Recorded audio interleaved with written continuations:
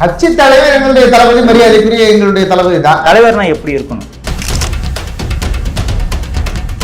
உங்களை கேடஸ் அனுப்பிட்டு அவர் போய் ஷூட்டிங் பண்ணிட்டு இருக்காரு சார், இது அரசியலா?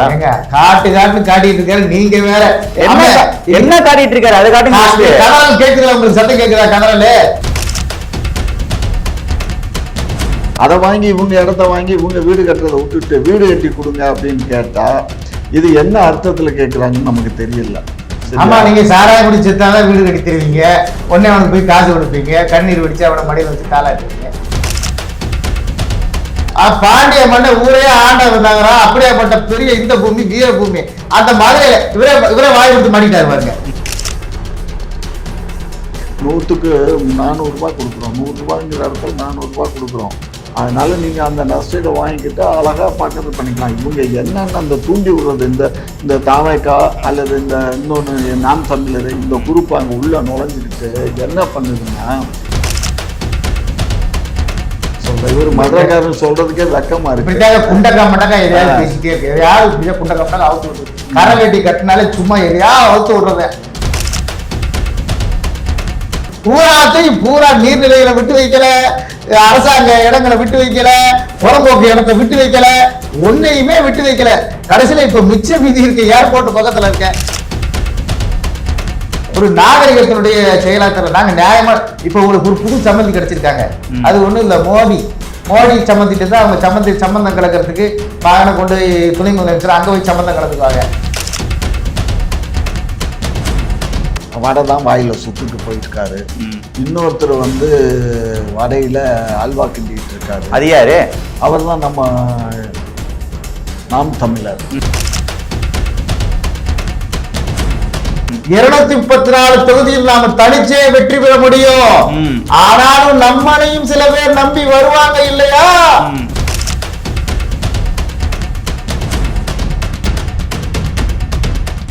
குக்கு செய்தி நேயர்களுக்கு வணக்கம். இன்றைய சிறப்பு விவாத நிகழ்ச்சிக்காக நம்முடைய இணைந்திருப்பவர் தாவகாவின் வழக்கறிஞர் சாகுல் அமீர் அவர்கள் அண்ட் திமுகவின் ஆதரவாளர் அண்ட் முனைவர் காமேஷ் நாயுடு அவர்கள். வணக்கம் சார். வணக்கம் சார். வணக்கம் காமேஷ் சார். மதுரை ஏர்போர்ட் எக்ஸ்டெண்டுக்காக தற்போது நிலம் கையகப்படுத்திட்டு இருக்காங்க. இதற்கு பார்த்தீங்கன்னா முதல் முறையாக களத்தில் போய் டிவிக்கு ப்ரொடெஸ்ட் பண்ணிருக்காங்க. இந்த ப்ரொடெஸ்ட் எப்படி பார்க்குறீங்க? இல்லை, அவங்க ஒரு அரசியல் கட்சி ஆரம்பிச்சிட்டாங்க. ஸோ அந்த அரசியல் கட்சி ஆரம்பித்தா மக்கள் மத்தியில் தான் இருக்கிறத காட்டிக்கணும்னா இது போன்ற ஒரு நிகழ்ச்சிகள் எல்லாம் போய் கலந்துக்கிட்டா தானே அவங்க ஓஹோ இப்படி ஒரு கட்சி இருக்குன்னு தெரியும். ஏன்னா அவரை எல்லாம் ரசிகராக தான் பார்த்தாங்க, ஒரு ஹீரோவாக பார்த்து பழகினாங்க. இப்போ போராட்டம்னு வரும்போது அந்த போராட்டத்தில் கலந்துக்கிட்டா சரி, கட்சி ஆரம்பித்ததுனால இப்போ போராட்டத்திலலாம் கலந்துக்கிறாங்க, மக்களுடைய பிரச்சனையில் முன்னெடுக்கிறாங்க அப்படின்னு ஒரு ஞாபகப்படுத்துறாங்க. அவ்வளோதான், வேற ஒன்று. ஒரு கட்சி ஆரம்பிச்சுட்டு அவியல் பண்ண இயலாது இல்லையா? அதனால அது அங்கே இருக்க தொண்டர்கள்லாம் அதை செய்கிறாங்க. இவர் எப்பயும் போல வழக்கம் போல இவர் ஷூட்டிங் போயிட்டாரு. சார், இப்போ அவர் சொன்ன பாயிண்ட் கரெக்டு தான். நீங்க கட்சி அவியல் பண்றீங்க, அரசியல் பண்றீங்க, அதை தாண்டி உங்களால ஏன் ஷூட்டிங் போனாரு? அவர் போய் ஸ்ட்ரைட்டா பண்ணிருக்கலாம்ல. ஏங்க, முதல்ல அவர் சொன்னதே கரெக்ட் இல்லைங்க. எதையாவது சும்மா சொல்லி விட்டு அடிச்சு விட்டு போயிட்டே இருக்கிறதா? என்ன காட்டிக்கிறது? என்ன காட்டிக்கிறது? காட்டிக்கிறதுக்குன்னா சட்டையை போட்டு வீட்டை விட்டு வெளியே வந்து காட்டிக்கிறதா? என்ன பேசுறாரு மாமா இருந்துட்டு? காட்டிக்கிறதுலாம் கிடையாது. நாங்க போராட்ட காலத்துல நிக்கிறோம், மக்களுக்காக நிக்கிறோம். ஃபிளைட்டே ஒரு நாளைக்கு 2 ஃபிளைட் கூட வரமாட்டேங்குது, ஒரு நாள் ஃபிளைட்டே வரமாட்டேங்குது. அப்புறம் அங்க என்னத்துக்கு அவங்க எக்ஸ்டெண்ட் பண்ணிட்டு உட்கார்ந்து இருக்கிறாங்க? இது என்ன பைத்தியார்த்தனமான ஒரு இதா இருக்கு. கட்சி தலைவர்னா யாரு?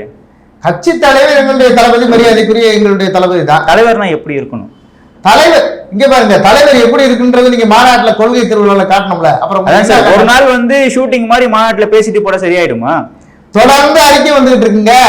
அன்னைக்கு காட்டு அதுதான் கேக்குறாங்க. இப்ப மத்த அரசியல் கட்சி தலைவர் பாத்தீங்கன்னா நேரடியா போய் ஆய்வு பண்ணி அங்க ப்ரொடெஸ்ட் பண்றாங்க. ஆனா உங்க தலைவர் பாத்தீங்கன்னா உங்களை கேடஸ் அனுப்பிட்டு அவர் போய் ஷூட்டிங் பண்ணிட்டு இருக்காரு. சார், இது அரசியலா? காட்டிட்டு இருக்காரு. நீங்க வேற என்ன காட்டிட்டு இருக்காரு? அதை காட்டுங்க. கனரல் கேக்குதுல உங்களுக்கு? சத்தம் கேக்குதா கனரல்?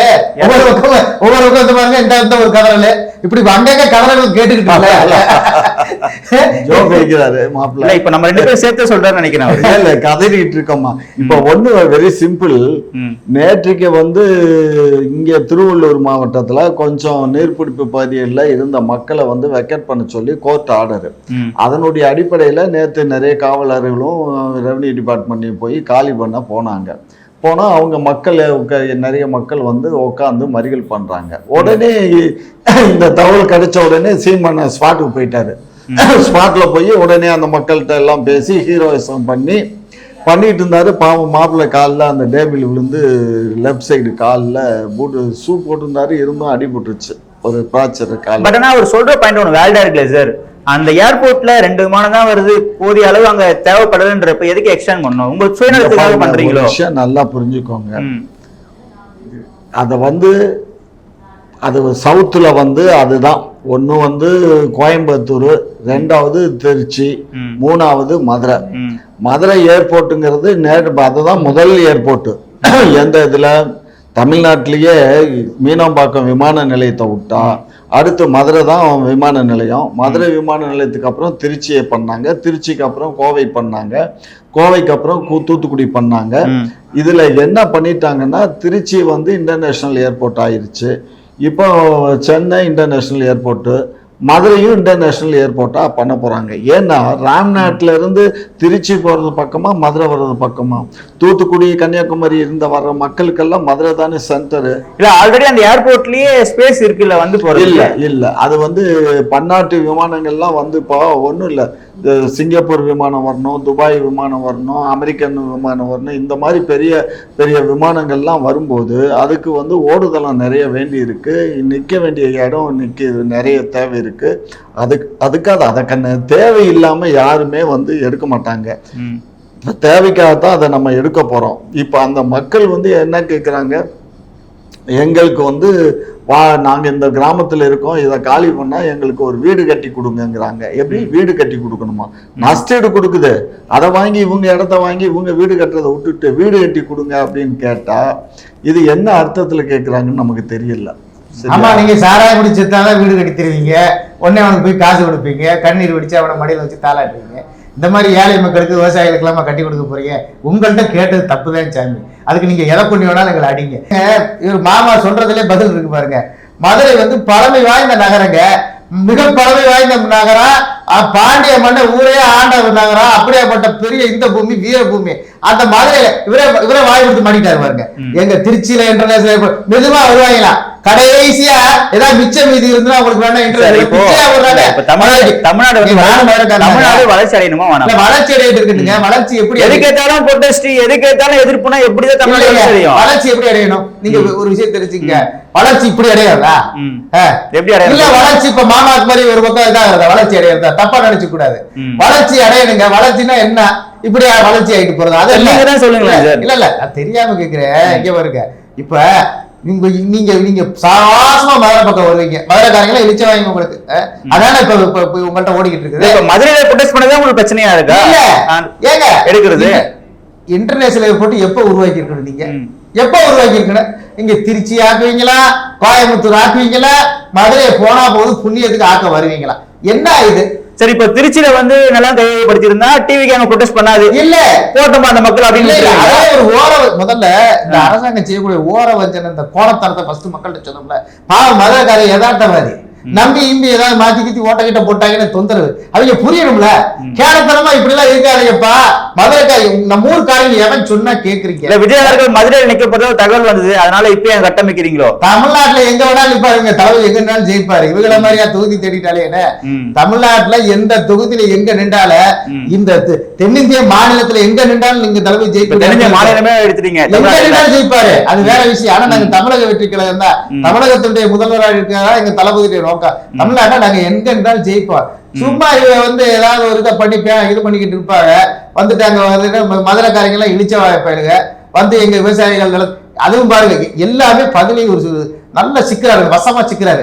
பதிலை இவரே சொல்றாரு பாருங்க, வீடு கட்டி 1க்கு 2 கட்டி கொடுக்க வேண்டியதானே? உங்களுக்கு மட்டும் 1க்கு 2 கட்டிக்கிறீங்க, 1க்கு 2 கட்ட பாருங்க. எப்படி எப்படி ஒண்ணு பாப்பா போட்டுக்கிற எப்படி மூஞ்சி எப்படி வச்சிருக்கா பாருங்க. மதுரையை வஞ்சிக்கிறீங்களா நீங்க? இல்ல எனக்கு ஒரு புது பாயிண்ட் ஆஃப் வியூவா இருக்கு சொல்றது. இல்ல கண்ண, அதாவது இன்டர்நேஷனல் ஏர்போர்ட்டுங்கிறது வந்து தமிழ்நாடு அரசுக்கும் அதுக்கும் சம்பந்தம் இல்லை. அந்த இதை புரிஞ்சுக்கோங்க. இது வந்து ஒன்றிய அரசினுடைய வேலை. ஒன்றிய அரசு ஒவ்வொரு டிஸ்ட்ரிக்டா வந்து டெவலப் பண்ணுது. அப்படி டெவலப் பண்றதுல வந்து இப்போ வந்து ஃபர்ஸ்ட் வந்து கோயம்புத்தூர் பண்ணாங்க, இப்போ வந்து திருச்சி பண்ணிட்டாங்க. திருச்சிக்கு இப்போ பன்னாட்டு விமானங்கள்லாம் வந்து இறங்குது.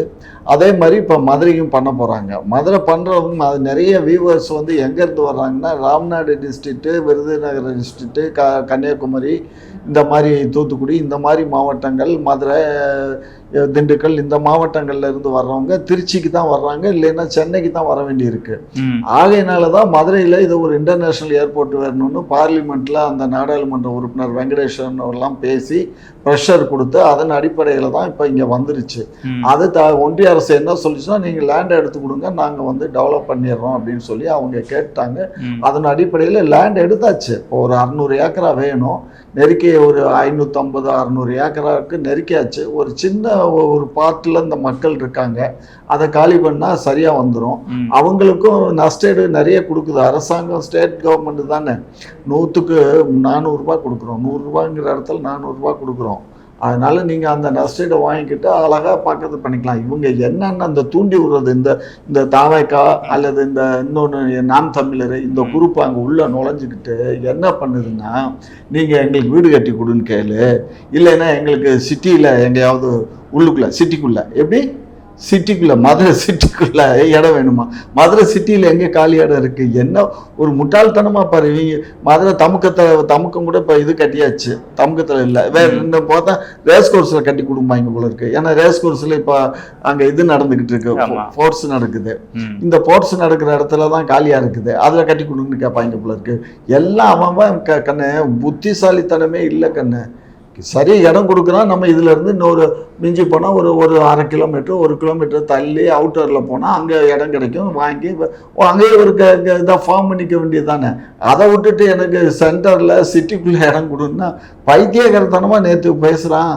அதையும் கேட்டுக்கிட்டு இந்த ஊடகத்தில் உட்காந்துக்கிட்டு இந்த மாப்பிள்ளை மாதிரி ஆளுகள்லாம் கத்துறாங்க. என்ன பண்ண சொல்ற, இவர் மதுரைக்காரன் சொல்றதுக்கே வெக்கமா இருக்கு. இப்படிதான் குண்டக்கா மண்டக்கா எதையாவது பேசிக்கிட்டே இருக்கு, எதையாவது இப்படிதான் குண்டக்கா மண்டக்கா அவுத்து விட்டு கரை வெட்டி கட்டினாலே சும்மா எதையாவது அவுத்து விடுறத வாய திறந்த போய் 550 ஏக்கர் என்ன எவ்வளவு பெரிய மொட்டத்தனமான பொய்ய பாருங்க. எப்படி தலைவலி எப்படியோ தொண்டை வழி அவ்வளோதான், கரை வெட்டி கட்டாலே சும்மா அவுத்து விடுறதே போடுது. இப்படி குண்டக்கா மண்டக்கா பேசிக்கிட்டு இருந்தா எப்படிங்க? இவங்க தமக்க மைதானத்தை கூட விட்டு வைக்கல, அவரே சொல்லி எப்படியா. ஆனா உண்மையை சொல்றது கடவுளுக்கு சமமான, எங்க மாமே கடவுளுக்கு சமமானவர். தமிழக மைதானத்தை கற்பாயி கர்நாடகத்தில் விட்டு வைக்கல, பூரா நீர்நிலைகளை விட்டு வைக்கல, அரசாங்க இடங்களை விட்டு வைக்கல, புறம்போக்கு இடத்தை விட்டு வைக்கல, ஒன்னையுமே விட்டு வைக்கல. கடைசியில இப்ப மிச்ச மீதி இருக்க ஏர்போர்ட் பக்கத்துல இருக்க ஏழை விவசாயிகளை இடத்தையும் விட்டு வைக்க மாட்டோம்னா எவ்வளவு நாளா என்ன பண்ணிட்டு இருக்கோம் நம்ம இது பாருங்க. இப்ப நாங்க திட்டத்தை நிறைவேற்ற அவங்களுடைய நியாயமான எண்ணத்துக்காக போராடணும்னு நினைக்கிறீங்க? நியாயமான நிலையில ஆட்டை போட்டிருக்காங்க. ஆனா நம்ம அரசியல் இங்க இருங்க, இதை வந்து கேட்க வேண்டிய இடத்துல இருந்து இந்த 2 கட்சிகள்ல இவங்களுக்குள்ள ஏதாவது ஒரு சிண்டிகேட்டை பண்ணிக்கிட்டு போனா நம்ம ஒன்றும் செய்ய முடியாது. ஏன்னா கேட்க வேண்டிய இடத்துல இருந்து எதிர்கட்சிகள் தான் கேட்க முடியும். அரசியலுக்கு நாங்க புதியவங்க, இனிமேல் பாட்டு அப்புறம் கை வச்சு பார்க்கட்ட அப்புறம் நடக்கிறது வேற இல்ல. அதுக்கப்புறம் இப்போ நாங்க ஆரம்பிச்சோம்ல, அப்புறம் பார்த்துக்கிட்டே இருங்க, அப்புறம் எங்களுடைய விரித்தனத்தை பாருங்க. இவங்க இந்த ஏழைகளுக்கு ஏதாவது ஒரு துண்டு நிலத்தை கொடுக்கல கேட்டா எவ்வளவு நக்கலை பாருங்க. இங்க உங்களுக்கு என்ன இதுல கொடுப்போமா, அதுல கொடுப்போமா, இதுல கொடுப்போமான்னு அங்கிட்டு மதுரைக்கு தானே வரணும், இங்கேயே உட்காந்துட்டு இருப்பாருன்னு பார்ப்பாங்க. இவர் இஷ்டத்துக்கு எதையாவது பேசி விட்டு அடிச்சு விட்டுட்டு இருக்காதா? இதெல்லாம் வந்து ஒரு நாகரிகத்தினுடைய செயலாற்றல. நாங்க நியாயமா இப்ப உங்களுக்கு ஒரு புது சம்மந்தி கிடைச்சிருக்காங்க, அது ஒண்ணும் இல்ல, மோடி சம்மந்திட்டு தான் அவங்க சம்மந்தம் கலக்கிறதுக்கு மகனை கொண்டு துணை முதலமைச்சர் அங்க போய் சம்மந்தம் கலந்துக்குவாங்க. அவர் சொன்னார்னா அந்த சம்மந்தி சொன்னார்னா முருகனுக்கு விழாம்பாங்க. அப்புறம் வந்து நாங்க பக்தி இலக்கியத்தை கொண்டு வந்து இதுல போனோம், காலேஜ்ல ஸ்கூல்ல எல்லாம் வச்சு நடத்துவோம்பாங்க. அப்புறம் எல்லாமே சொல்லுவாங்க, நாணயம் வெளியிடுவாங்க. அப்புறம் அந்த நாணயத்தை கள்ள மார்க்கெட்ல நீங்க அறிவாலயத்துலதான் வந்து ஏங்க மத்திய அரசாங்கத்தோட அஞ்சல் துறையில ஒரு நாணயம் வெளியிடு. நீங்க எல்லாம் ஒரு படித்த ஒரு நெறியாளர், ஒரு கற்றறிந்த ஆளு, நீங்களே சொல்லுங்க, ஒரு மத்திய அரசு ஒரு நாணயத்தை வெளியிடுது.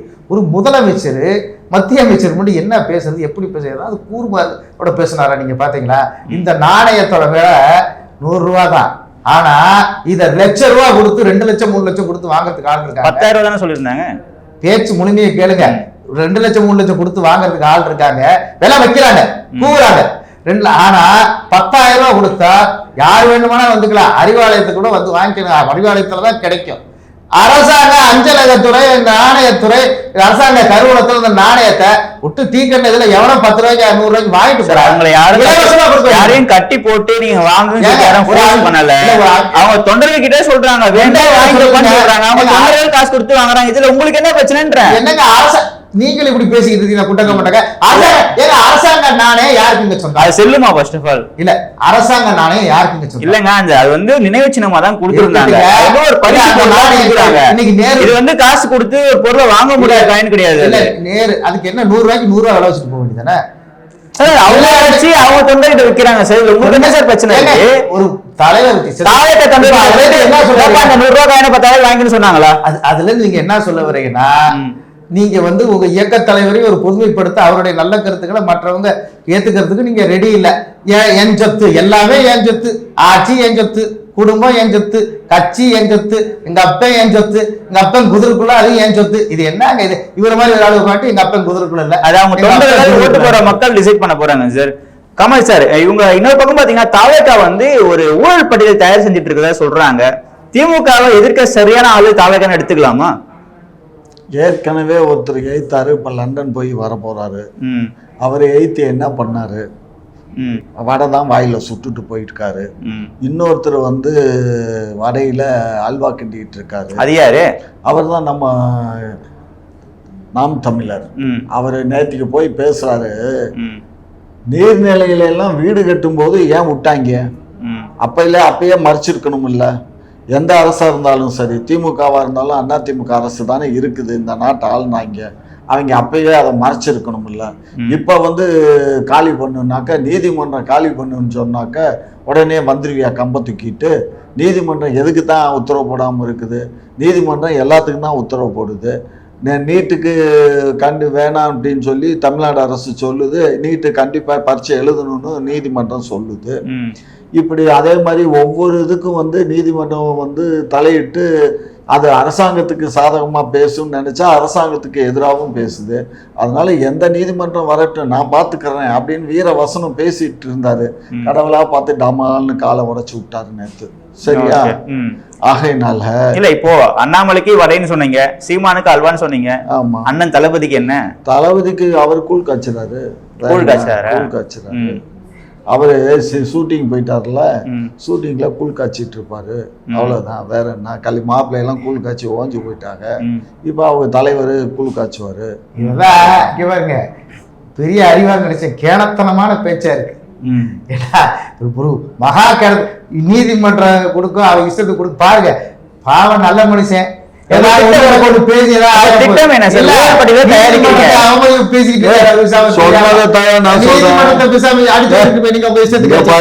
சீமான் வந்து தயார் பண்றீங்க, நாங்க பட்டியல் தயார் பண்றோம். அப்ப ஊழல் பட்டியல் தயார் பண்ணல, எங்க உங்களுக்கு சொல்ல வேண்டிய அவசியம் இல்லை சார். நானும் தமிழ்நாட்டுல இருக்க ஒரு குடிமகன், எனக்கு இருக்கட்டுங்க. அதிகாரப்பூர்வம் எது சொல்லாத நீங்களா எங்க காத்துல அப்படியே மிதக்குறீங்க அப்படியே பாத்துக்கிட்டு. ஒரு சந்தேகம் தகவல் வந்தா சரி போடுறா கேட்கறதுக்கு எனக்கு உரிமை இருக்கு. இல்லன்னு சொல்றதுக்கு எங்களுக்கும் கடமை இருக்கு. சொல்லுங்க. அது அதிகாரப்பூர்வமான தகவல் அல்ல. இந்த கடல்கள், இந்த கண்ணீர் கடல்கள் இருக்குல்ல, வருமா வராதா? வந்து முனகல்களா இருந்துச்சு. முனகல் என்ன முனகல் வந்துச்சுன்னா, ஃபர்ஸ்ட் முதலமைச்சர் வந்து எவனோட கட்சி தொடங்குறா, எல்லா பேரும் எங்களை திட்டுறவெல்லாம் எங்க அண்ணா சொன்னாரு, வசைவாடிகள் வாழ்க, ஆக வசைவாடிகள் வாழ்கன்னாரு. நான் என்ன சொல்றேன்னா, அண்ணா சொன்னது உங்களுக்கு தான் பொருந்தும். பசைபாடுறதுக்குன்னே ஒரு கூட்டத்தை வச்சுக்கிட்டு சோசியல் மீடியாலையும் வெளியிலையும் நீங்க காசு கொடுத்து பசைபாடிக்கிட்டு இருக்கீங்க. ஆகச்சிறந்த வசைபாடிகள் தலைவர் நீங்க தான். இதை விட்டு எங்களை வந்து வசைபாடிகள் வாழ்கன்னா என்ன அர்த்தம்? இன்னொன்று, ஒரு முதலமைச்சர் எவனோன்னு அவமரியாதையா பேசுறது அவருக்கு அழகு இல்லை. இப்படி ஃபர்ஸ்ட் முனகல் வந்துச்சு, அப்புறம் இப்ப கடல் வருது, அதுக்கப்புறம் குடுந்து போட்டு ஃபுல்லா அழுது கண்ணீர் விட்டு கழுவாங்க உங்களுக்கு. அம்மா ஐயோ என்ன விட்டுருங்க, கொலை பண்றாங்கப்பான்ற மாதிரி நீங்க தளபதி பண்ணி வச்சிருக்காரு. பாவம், பால் ஃபுல்லா கிரவுண்ட் விட்டு தான், 6 இல்ல கிரவுண்ட் விட்டு போடு. சரி, இப்போ அதிமுக கூட்டணி இல்லைன்ற ஒரு டாக் போயிட்டே இருந்தது. ஆனா இப்போ தெளிவுபடுத்திட்டீங்க அதிமுக கூட்டணி இல்லைன்னு சொல்லிட்டு. இதுக்கான காரணம் என்ன? என்னைக்கு கூட்டணின்னு சொன்னா இது என்ன? இல்ல, நான் என்ன சொன்னா கூட்டணி இருக்கு இல்ல தகவல் போயிட்டு இருக்குன்னு சொன்னேன் நானு. தகவல்ல உண்மை கிடையாதுங்க. இப்ப நீங்க தெளிவுபடுத்திட்டீங்க, உண்மை கிடையாது, கூட்டணி இல்லைன்னு சொல்லிட்டீங்க. இது என்ன காரணம்? நீங்க மாநாட்டுல பாத்தீங்கன்னா ஃபுல் அண்ட் ஃபுல் டிஎம்கே தான் எதிரி அட்டாக் பண்ணீங்க.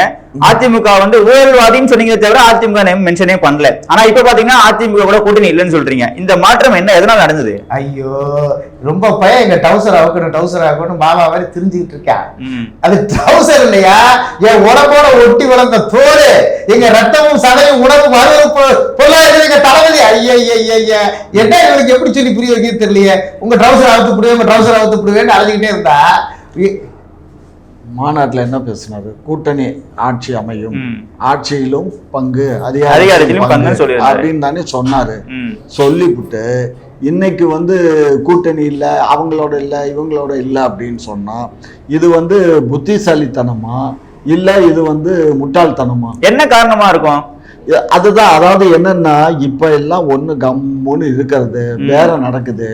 அதிகமா யார் பணம் கொடுக்குறாங்களோ அவங்க அந்த நேரத்துல பணம் கொடுக்கும் போது அந்த லாஸ்ட் மினிட், ஏற்கனவே போன முறை வந்து பிஜேபி கூட என்ன சொல்லுச்சு, நாங்க கதவை திறந்து வச்சிருக்கோம் அப்படின்னு வாரம் சொல்லிச்சு. மறுவாரம் என்ன சொன்னார் அமித்ஷா, ஜன்னலையும் கூட திறந்து வச்சிருக்கோம்னு சொன்னார் கூட்டணிக்கு வர்றதுக்கு. அங்க அப்படி. அதுக்கப்புறம் இவர் என்ன பண்ணாரு, எடப்பாடியார் என்ன சொன்னாரு, நாங்க மெகா கூட்டணி அமைப்போம் அப்படின்னு அவர் சொன்னாரு. சொல்லிக்கிட்டே இருந்தாரு. கடைசியில என்னாச்சு, மெகா கூட்டணிக்கு துண்டு போட்டாங்க பாட்டாளி மக்கள். கடைசியில பாட்டாளி மக்கள் துண்டை எடுத்துட்டு பிஜேபி போயிட்டாங்க. அதுக்கப்புறம் இப்போ சுருதி குறைஞ்சி போச்சு. வேறு அங்கிட்டு ஓடி இங்கிட்டு ஓடி பார்த்தாங்க. கடைசியில் என் மாப்பிள்ளையை பிடிச்சி நீ வாமா அப்படின்னு சொல்லி பிரேமலதா கேப்டன் கட்சியை கூப்பிட்டு வந்து வச்சுக்கிட்டாங்க. சரியா? இதுதான் அவங்க கூட்டணி. வேற ஒன்னும் போன தேர்தல்ல ஒன்னும் அவருக்கு இல்ல எடப்பாடிக்கு. என்ன ஆணைக்காரனா குதிரைக்கு குர்றாண்டு, அதாவது என்ன பேச்சு என்ன ஒழுங்கா முதல்ல மாநாட்டு பேச்ச கேட்டீங்களா நீங்க? நானே சொல்றேன் கூட்டணி ஆச்சுன்னு சொன்னீங்களா இல்லையா? ஐயோ, நம்ம என்ன சொன்னாங்கன்ற அப்படியே சொல்லுங்க தலைமை சொல்லுங்க. 234 தொகுதியில் நாம தனிச்சே வெற்றி பெற முடியும். ஆனாலும் நம்மளையும் சில பேர் நம்பி வருவாங்க இல்லையா? வரலையா? அவர்களுக்கு நம்பி வந்தவர்களை வெறுங்கையோடு அனுப்ப முடியுமா? அவர்களுக்கு ஆட்சியிலும் பங்கு, அதிகாரத்திலும் பங்கு தர வேண்டும். கடைசி மனிதருக்கும் நம்ம அதிகாரத்துல பங்களிக்க வேணும். இதுதான் நம்மளுடைய நிலைப்பாடுனாரு. இத சும்மா கேட்டுக்க. நாங்க யார்ட்டையும் போய் கையெழுந்தோம் சொல்ல, எங்களை நம்பி வந்தவங்களை வெறுங்கையோட. இப்ப வரல போல யாரும். இப்ப நீங்களா கற்பனை பண்ணிட்டு இருக்க வேண்டியதா? ஏங்க அதிமுக எங்களுக்கு நாங்க தெளிவுபடுத்திட்டாங்க, வரமாட்டேன்னு சொல்லிட்டாங்க. அதிமுகவா இப்ப இல்லன்னு சொல்லிட்டீங்க. என்னங்க இவ்வளவு நம்பி வருவாங்களா டைலாக் பேசுறீங்க? இப்ப யாருமே வரல போல. இல்ல அதாவது நீங்க ஒரு நல்ல நெறியாளர், நீங்க நல்லா சிந்திச்சு பாருங்க. அரசியலுக்கு மாத்திரம் எல்லாமே சாத்தியா? 96ல என்ன நிகழ்ந்துச்சு? 3 எல்லா எலெக்ஷன்லாம் அனௌன்ஸ் ஆயிடுச்சு. திமுக ஒரே இடத்துல வச்சிருவீங்க. தேர்தல் வேட்பாளர் பட்டியல் வாங்க போயிருக்காரு குமரியானந்த. எப்படி போயிட்டு ஏர்போர்ட்ல வந்து அவர் குடும்பத்தை வச்சுட்டு உட்காந்துருக்காங்க. கதையே கண்டலாகி போச்சு. 3 நாளில் கட்சி அமைப்பு, 30 நாளில் ஆட்சி அமைப்பு. எதுவுமே பேசவே பேசாத மூப்பனார் வந்து மிகப்பெரிய பூமராங்க மாற்றத்தை டமால் அடிச்சு விட்டாரு. டுமில் எல்லாம் காலியா போச்சு. இது யாருக்கு எதிராக அந்த இயக்கம் ஆரம்பிக்கப்பட்டதோ அடுத்த இன்டாக்டா இருக்கும்ன்றீங்கல்ல, அந்த இன்டாக்டா இருக்கவங்க தேர்தல் அறிவிப்புக்கு சீட் அறிவிப்பு பின்னாடி கூட வெளியே வந்த வரலாறுலாம் இருக்கு.